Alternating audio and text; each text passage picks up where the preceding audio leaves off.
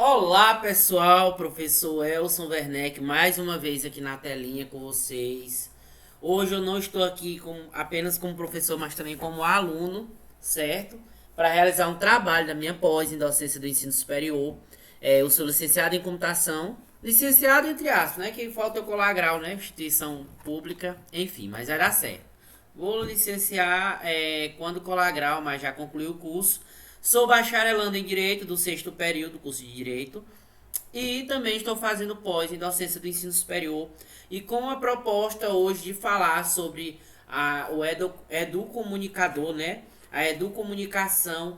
E a professora nos fez uma proposta. Inicialmente eu tinha o projeto de fazer um podcast, mas infelizmente a minha convidada não pôde comparecer. E aí eu vou fazer uma pequena explanação sobre o assunto e na conclusão eu vou trazer a exemplificação da prática, é, além da teoria que eu vou apresentar para vocês, a prática do educomunicador em sala de aula. Então, por que mudar a forma de ensinar e de aprender? É o primeiro questionamento que nós temos aqui. Por que, que eu vou mudar isso? Por que, que por que, que deve ser feito isso? A gente tem que levar em consideração que os avanços tecnológicos eles são significativos e o processo da educação tem que avançar juntamente com os avanços tecnológicos. Aquele ensino arcaico, aquele ensino mais tradicional, em que o professor ele é o centro das atenções em sala de aula, em que o aluno ele é um simples instrumento de decoração de conteúdos, precisa ser quebrado, precisa ser rompido essa visão para que a gente consiga mudar a forma de ensinar e de aprender. Porque à medida em que o professor ele está ensinando o aluno, consequentemente esse também está, o professor, claro, está recebendo conhecimento. E o aluno, quando ele tem essa liberdade no ambiente de sala de aula para desenvolver um trabalho, uma atividade, ele começa a se tornar um protagonista dentro do processo de ensino-aprendizagem. E aí, quando isso começa a acontecer, é porque realmente houve uma mudança na forma de ensinar e de aprender. Eu posso ensinar como? Eu posso ensinar sendo um mediador do conhecimento, permitindo que o meu aluno ele consiga, por meio de instrumentos, por meio de metodologias, por meio de uma didática voltada para a tecnologia e voltada também para o protagonismo do meu aluno, fazendo com que este desenvolva essa habilidade. Que habilidade é essa? A habilidade de reproduzir, de criar, a habilidade de expressar o seu ponto de vista, a habilidade de formar conceitos, a habilidade de apresentar opiniões, a habilidade de ter um novo ensino prático, certo? E com isso o professor acaba se tornando um mediador, trazendo o protagonismo para o aluno e também aprendendo com essas práticas em sala de aula. Então, transformar as aulas em pesquisa e comunicação presencial virtual, aí nós temos esse questionamento. Quando eu transformo a minha aula, a minha sala, em uma sala de pesquisa, quais são os frutos que eu consigo colher com isso? Digamos que eu esteja em uma sala de aula, hoje a maioria dos alunos utilizam celular, smartphone, e aí nessa sala de aula eu começo a apresentar a proposta para os alunos. Ó, pessoal, hoje é o seguinte, hoje nós vamos pesquisa aí no YouTube sobre a colonização do Brasil, mas eu não quero que você pesquise uma simples videoaula em que o professor apresenta apenas ideias, não. Eu quero que vocês pesquisem a videoaula mais legal, mais interessante, a videoaula que atrai mais a atenção de vocês, que vocês acharem um cara top. Isso eu estou falando de uma linguagem do ensino fundamental maior, que é onde eu trabalho. Mas também isso também pode ser levado para a docência no ensino superior também. Mas digamos que no fundamental maior. Aí eu estou aqui, faço essa proposta para os alunos, beleza. Os alunos estão com o celular. Aí eles estão ali com o celularzinho. Professor, eu gostei demais desse cara aqui, ó. Ele fala sobre a colonização do Brasil e tal, tal. Digamos que eu passei essa atividade para casa. Quando eles chegarem, eu digo assim: cadê o celular que vocês trouxeram? Tá aqui, professor. E aí vocês estudaram o mesmo conteúdo? Assistiram? Professor, massa demais, ó. O cara lá falou isso e aquilo e tal. Foi mesmo, foi. Pois hoje é o dia em que nós vamos fazer uma aula melhor do que a que vocês assistiram. Mas como professor, eu vou segurar o celular gravando vocês e vocês vão falar sobre a colonização. Ah, professor, mas só que o cara lá ele fazia uma peça teatral e eu não consigo memorizar todas as salas. Anota no papel, a gente vai improvisar aqui. Então isso é uma forma de fazer uma pesquisa em sala de aula, uma pesquisa fora da sala de aula e vai haver uma comunicação presencial e virtual entre o professor, que no caso do exemplo sou eu, e os meus alunos. Aí nós já estamos transformando as aulas em pesquisa em uma comunicação na forma presencial e na forma virtual. Claro que nós vamos criar o nosso canal, o canal da sala, o canal da turma no YouTube é gratuito. A gente cria o canal e os meus alunos na disciplina de História vão começar a disponibilizar essa aula. Beleza, pessoal? Então, esse é um exemplo prático e que nos mostra que nós vamos ter resultados positivos. Traz o protagonismo para o aluno. O aluno ele vai começar a ter mais interesse, ter mais desejo pelo aquele conhecimento. Certo, pessoal? E dando continuidade, quem é o educomunicador? O educomunicador é o profissional responsável que atua na interface da comunicação na educação. E o que é interface? Interface é aquela imagem que nós visualizamos. E quando nós temos essa interface da comunicação na educação, nós temos uma facilidade. E o educomunicador, sendo um profundo conhecedor das linguagens da comunicação e da intencionalidade educativa dos meios. Então, quando eu sou um professor que busco mudar o meu ensinar e o meu aprender, que busco trabalhar de uma forma em que eu apresente, em que eu expresse algo novo para os meus alunos, por meio com a intencionalidade educativa dos meios tecnológicos. Ah, professor, mas só que eu não tenho celular, não tenho notebook, não tenho computador. Beleza, mas tu pode utilizar outros recursos, mas tem que ter uma intencionalidade educativa dos meios e tem que haver essa comunicação, tem que haver essa permissão para que os alunos eles apresentem o ponto de vista deles. Certo, pessoal? Então, prosseguindo, esse é o papel do educomunicador. O papel do professor mediador e a relação com o papel do educomunicador. Nós temos que entender que o professor mediador ele vai mediar o conhecimento. E o papel do educomunicador, ele vai atuar como um mediador capaz de incentivar mudanças. Eu já utilizava essa prática como educomunicador, mas não sabia. E agora eu analiso que além de mediador, eu sou um educomunicador e não é algo tão ruim. Por quê? Porque tanto na recepção das mensagens dos meios de comunicação de massa, quanto na formação de cidadãos críticos e atuantes, o educomunicador vai contribuir. E eu até reitero, conserto as palavras que eu falei anteriormente, não é algo tão complexo, é algo simples. Eu disse não é algo tão ruim, não é ruim, é algo muito bom. Então não é algo tão complexo, é algo simples. Só requer o quê? Dedicação do profissional. Que profissional? Professor, que vai atuar como mediador e que tem que ter essa relação forte. Nós temos que incentivar as mudanças dentro do ambiente de sala de aula. O professor mediador, na prática, trata-se do profissional de educação que se coloca como um incentivador, facilitador ou motivador da aprendizagem.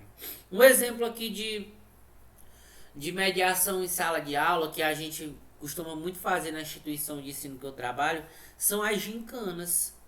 O professor de inglês, meu amigo, o professor Aécio, ele vai ali e cria um soletrando. E aí eu vou mais para a parte do esporte. E aí a gente vai para conhecimentos gerais com o professor de português, aí vem o professor de geografia. E os alunos, eles começam a estudar para poder resolver esses problemas. E eles começam a trazer novos conceitos. A gente não pede conceitos de livro. Eu quero só o conceito desse livro. Não. A gente não descarta o conceito do livro, só que a gente também quer que eles expressem com as suas próprias palavras. Isso é positivamente válido e ocorre de forma reiterada dentro da nossa instituição e nós nos sentimos mediadores e hoje apresentando esse trabalho, estudando com a nossa professora, na pós-docência, eu descobri que eu sou um educomunicador. E vou pesquisar mais sobre isso. E estou fazendo esse vídeo como um trabalho de classe, um trabalho de sala de aula, mas também vai ficar disponível no meu canal do YouTube. Você que é professor pode aproveitar para estar assistindo e entendendo e vendo que é necessário nós realizarmos o incentivo de mudanças, certo? Beleza. Pessoal, eu tô meio gripado, mas vai dar certo. Com fé em Deus. E o que é a educomunicação?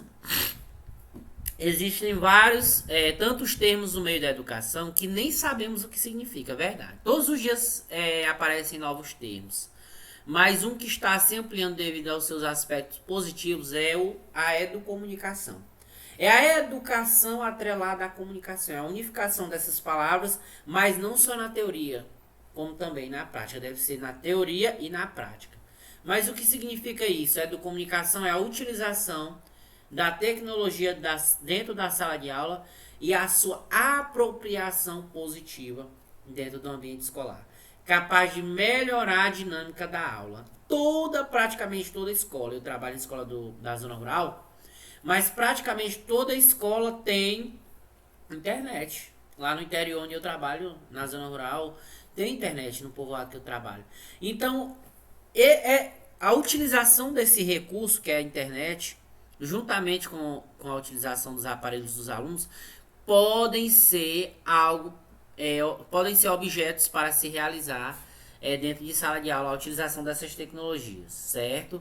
A rede internacional mundial de computadores, a internet, bem como os smartphones, os celulares, certo? E essa deve ser uma apropriação positiva dentro do ambiente escolar, certo? Capaz de melhorar a dinâmica da aula. Por exemplo, outro exemplo muito bom é o Kahoot. Você vai ali e leva um game para a sala de aula com os conhecimentos. Aí os alunos vão ali, ganhou em primeiro, segundo, terceiro lugar. Faz uma rápida dinâmica na tua sala de aula. Tu tá ali, ó pessoal, hoje nós vamos fazer uma dinâmica aqui, bacana, uma gincana, uma mini gincana. Digamos que você tem 2 horários de língua portuguesa. Eu faço muito isso. Devo continuar fazendo mais vezes, é muito positivo, o aluno aprende muito. Tu faz ali uma dinâmica, uma mini gincana, prepara 15 questões no Kahoot.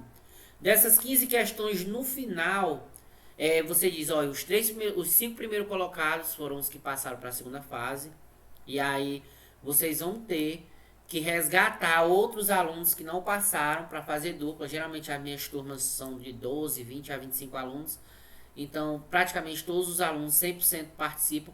Depois que vocês resgatarem, vocês vão para a segunda fase. A segunda fase vocês vão ter que formular com a palavra de vocês esses conceitos que vocês acertaram no Kahoot. E claro, eu vou ali tirando a foto das perguntas do Kahoot, ou eu deixo aberto ali no Data Show, e os meus alunos eles vão tentar descobrir, meu Deus, o que é o objeto direto, o que é o objeto indireto, por que ele está ali, por que eu acertei essa questão.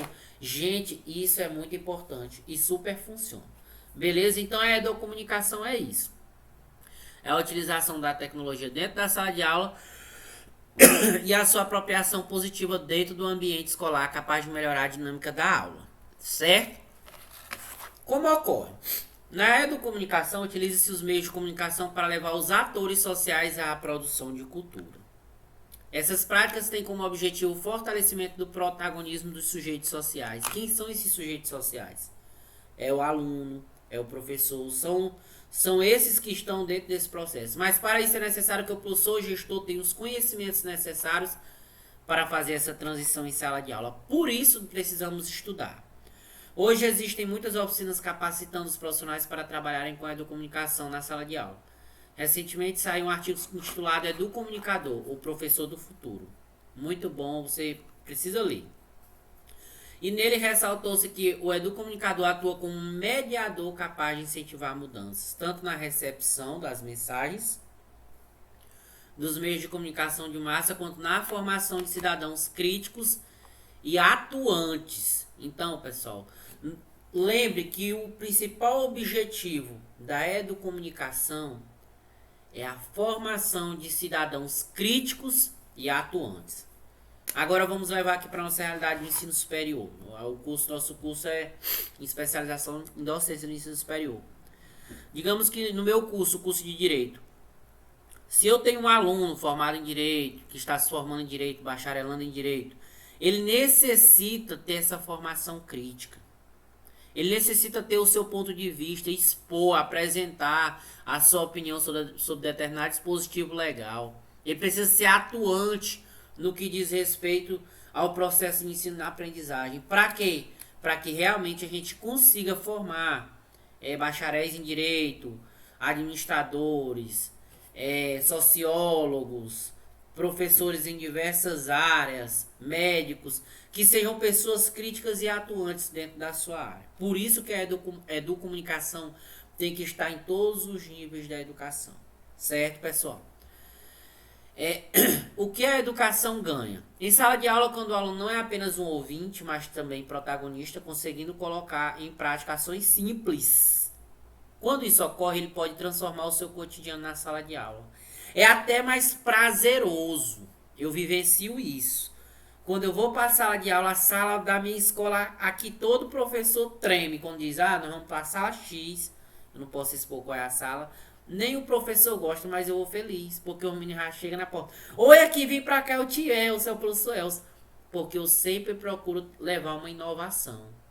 Então, tem muitos exemplos. Podemos citar a elaboração de documentário usando celular, uma fotonovela, a produção de um programa de rádio ou mesmo TV. Eu ia apresentar aqui o meu trabalho sobre tema específico, sobre o direito, como podcast, mas a minha convidada não pôde vir. Aí eu estou apresentando o conceito, mas no final eu vou dar um exemplo hipotético. Digamos que a minha professora da pós me passou um trabalho e eu vou cantar aqui, fazer uma paródia. Essa paródia ia fazer parte do meu podcast, apresentando um exemplo, certo, pessoal?